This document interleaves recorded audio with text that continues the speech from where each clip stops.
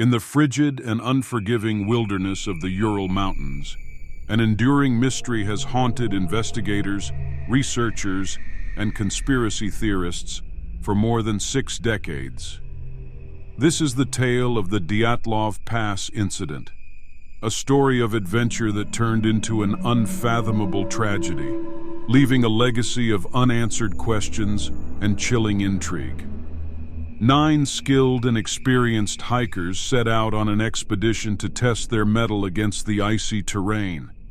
But what awaited them was something far beyond the realm of ordinary dangers. What could have driven this cohesive, capable group to a desperate and chaotic end? The events that unfolded in the remote and desolate stretch of land known as the Dyatlov Pass remain one of the most perplexing cold cases in modern history. The hikers and their expedition. It was January 1959, and the Soviet Union was experiencing a wave of exploration and scientific ambition. Against this backdrop, a group of 10 students and recent graduates from the Ural Polytechnic Institute in Sverdlovsk, now known as Yekaterinburg, planned an ambitious winter trek. The goal? To reach the remote Mount Oterten, whose name ominously translates to "Don't go there" in the indigenous Mansi language. The group was led by Igor Dyatlov, a 23-year-old engineering student and a meticulous leader with a passion for the outdoors. His leadership style was marked by careful planning and attention to detail, making him well respected among his peers. The team included Yuri Doroshenko, known for his fearless spirit, and Zinaida Kolmogorova, a determined and resilient adventurer. Lyudmila Dubinina, remembered for her strong personality, and Rustem Slobodin, a calm and focused individual, were among the group. There was also Semyon Zolotaryov, a World War II veteran who joined the expedition at the last minute, adding an air of mystery to the already intriguing ensemble. Each hiker was highly skilled in navigation, skiing, and survival in harsh conditions, making them uniquely qualified for this dangerous mission. Some aimed to complete this trek to achieve the prestigious Level 3 certification, the highest qualification for Soviet hikers. Others sought the sheer thrill of pushing themselves to their physical and mental limits. Their spirits were high as they began their journey on January 23, 1959.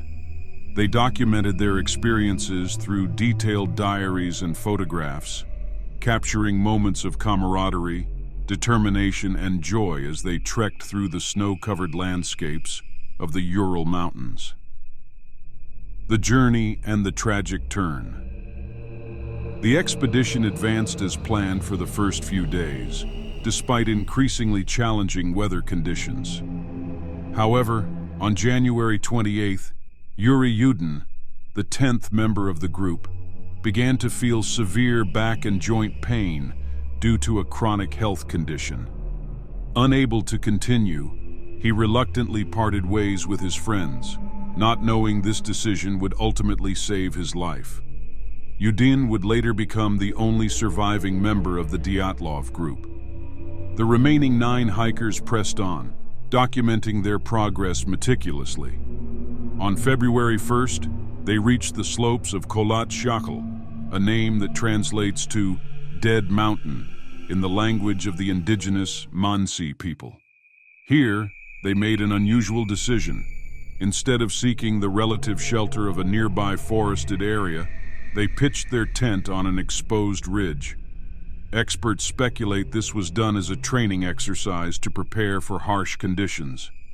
The decision, while calculated, would soon play a pivotal role in the events to come. That night, under the cover of darkness and biting winds, something went horribly wrong. The hikers, who had faced numerous challenges before, found themselves in an unimaginable situation. Their tent was torn open from the inside, their belongings abandoned. Scattered footprints, some barefoot, led away into the wilderness. Whatever had terrified or forced the group to flee was powerful enough to drive them into the freezing cold, unprotected. None of them would survive. The discovery of the campsite.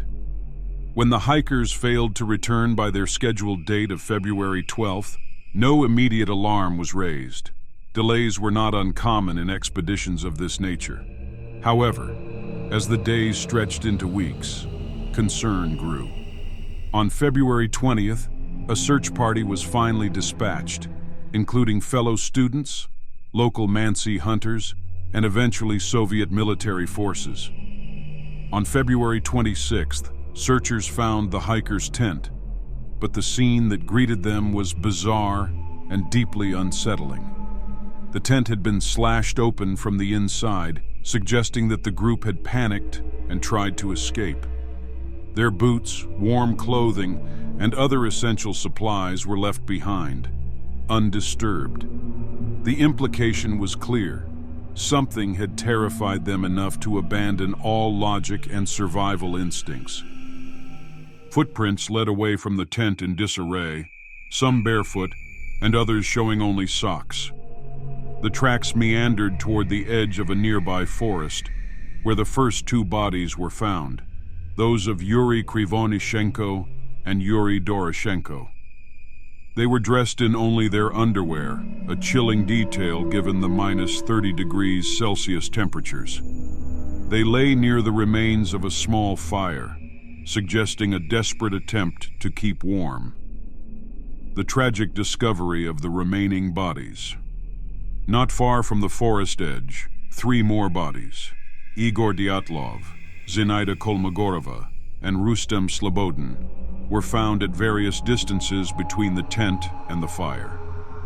Their positions suggested they had been trying to return to the tent, but the bitter cold had claimed them first.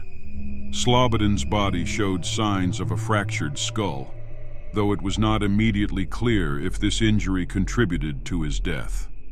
Months later, as the snow began to thaw in May, searchers discovered the remaining 4 hikers in a ravine deeper in the forest. This discovery added a new layer of horror to the mystery. Lyudmila Dubinina and Semyon Zolotaryov had suffered massive internal injuries, with chest trauma so severe it was compared to the force of a car crash. Strangely, there were no external wounds. Dubinina's face had been partially disfigured, with her tongue and eyes missing, a gruesome detail that sparked countless theories. Alexander Kolivatov and Nikolai Thibault Brignol were also found in the ravine, with injuries ranging from hypothermia to a fractured skull. Adding to the enigma, traces of radiation were detected on some of their clothing, further fueling speculation. The theories: natural causes versus the extraordinary natural explanations. While plausible, natural theories fail to account for every detail. Avalanche, a leading theory, but inconsistent with the lack of debris and the nature of injuries. Katabatic winds. These powerful winds could explain the hikers' panic, though not their injuries. Paradoxical undressing, common in hypothermia victims, but doesn't explain radiation or trauma. Paranormal and conspiratorial theories. Theories extend into the extraordinary. Military testing. Radiation and reports of light suggest experimental weapons testing.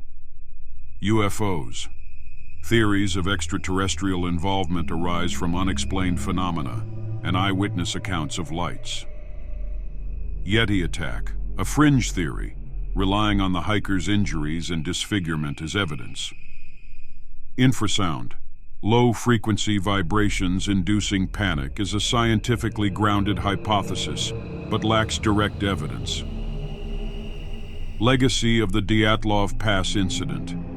Despite reopened investigations and modern analyses, the Dyatlov Pass Incident remains unsolved.